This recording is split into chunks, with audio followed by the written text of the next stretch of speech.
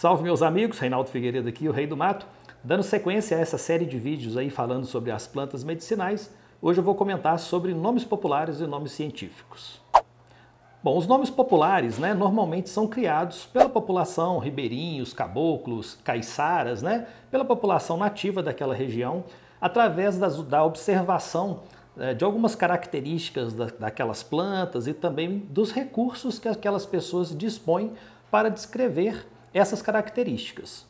E esses nomes populares, claro, são descrições de características externas das plantas, porque essas populações não teriam como, por exemplo, fazer uma análise genética ou laboratorial das plantas. Então são características que elas conseguem observar através da sua cognição, normalmente olfato, paladar, a visão, alguma característica visual da planta, e aí dessa maneira são determinados os nomes populares.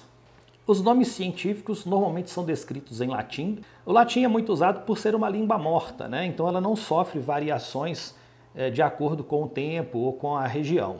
Ele também descreve características externas e curiosidades, mas, diferentemente dos nomes populares, ele descreve características internas das plantas através de análises laboratoriais, microscópicas, Inclusive a genética tem surgido aí também com pesquisas que têm mudado bastante essa classificação dos nomes científicos das plantas.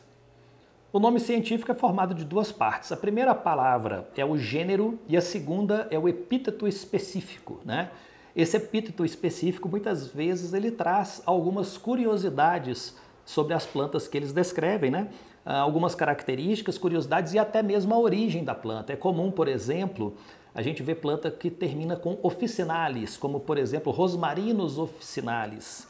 E aí a gente sabe que tudo que tem officinalis no nome são plantas medicinais, são plantas que têm algum uso curativo, Não que se limitam a isso, Natural, muitas plantas medicinais não têm officinalis, mas se tem officinalis no nome, você sabe que ela tem características medicinais. Quanto à questão da origem, por exemplo, a gente tem o Ilex paraguariensis, que é o chamate, paraguariensis, porque indica que a origem do Paraguai, A Camellia sinensis, que é o tradicional chá preto, chá verde, e sinensis significa aquilo que vem da China. Então aí descreve, nesse caso, a sua origem. E alguns nomes descrevem curiosidades, como é o caso da cagaita, que é uma fruta que normalmente dá dor de barriga, e o seu nome científico é Eugenia disenterica. Então alguns nomes trazem aí consigo essas curiosidades sobre as plantas. Ter uma noção de latim às vezes é interessante porque te dá uma noção do que aquela planta pode apresentar de características, e curiosidades, enfim.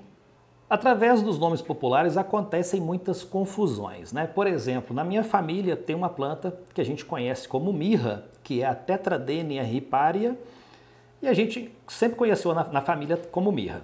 Aí criou-se uma associação. Bom, se ela é a mirra, ela é aquela mirra que é apresentada na Bíblia, E aí, através de muito tempo, a gente acreditou que aquela fosse a mirra da Bíblia, até que, à medida que eu fui conhecendo, estudando as plantas aí medicinais, eu descobri que, na verdade, a Tetradenia riparia é mais conhecida como falsa mirra. A mirra verdadeira, aquela que está na Bíblia, é a Commiphora mirra. Uma outra planta completamente diferente, elas apresentam características, além de pertencerem também a gêneros completamente diferentes. A questão é porque a falsa mirra, ela apresenta um cheiro muito agradável, que talvez para o olfato de alguns lembrem aquela mirra da Bíblia. Na minha opinião, os cheiros não se parecem, não são agradáveis, mas não se parecem.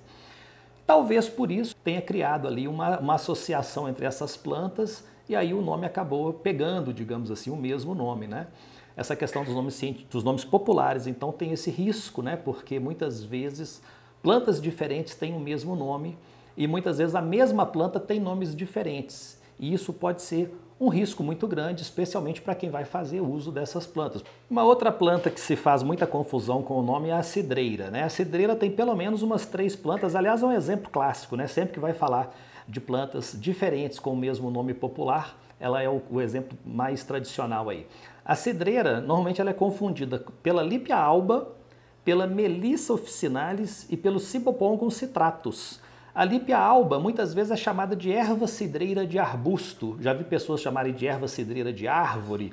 A Melissa officinalis, da mesma forma, também cidreira. E o Cibopongum citratus, que é o capim-cidreira, né? Algumas pessoas diferenciam, esse é o capim-cidreira, já que ele tem o formato de capim, enquanto que a erva cidreira de arbusto, por ser um arbusto, as pessoas diferenciam no nome. Mas é muito tradicional, muito comum que as pessoas simplifiquem para erva cidreira ou apenas para cidreira, né? E isso daí faz muita confusão, mais uma vez é arriscado, porque essas plantas, as três são medicinais, mas elas têm propriedades diferentes.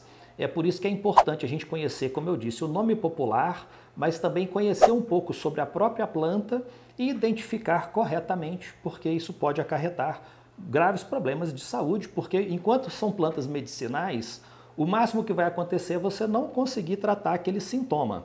Agora, e se for uma planta tóxica, né? E isso acontece especialmente com a espinheira santa.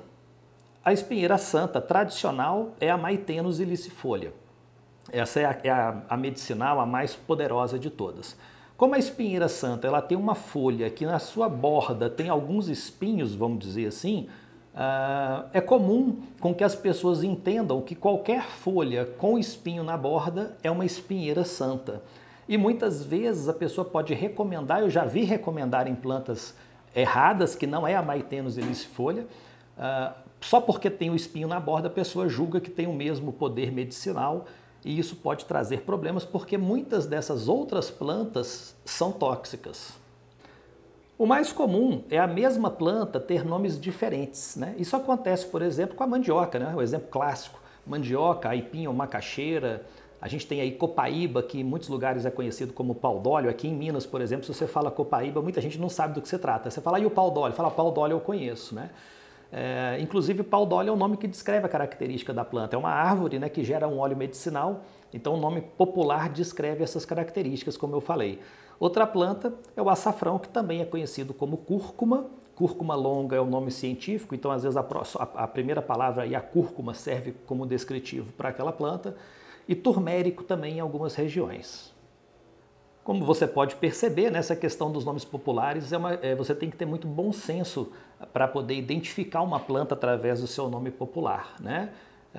Especialmente se você vai fazer uso medicinal. Então tenham muito cuidado. Eu recomendo que se alguém te recomenda uma planta para um determinado uso, que você vá para a internet antes de usar, né, que tente identificar, que procure ajuda especializada, porque isso realmente pode trazer riscos muito grandes para a sua saúde. Esse vídeo tem uma intenção só mesmo de explicar essas curiosidades a respeito dos nomes científicos e populares das plantas. Espero que você tenha gostado e peço aí que se inscreva no meu canal, curta o vídeo, compartilhe com seus amigos. Em breve tem mais vídeos dessa série sobre plantas medicinais. Um abraço e até a próxima.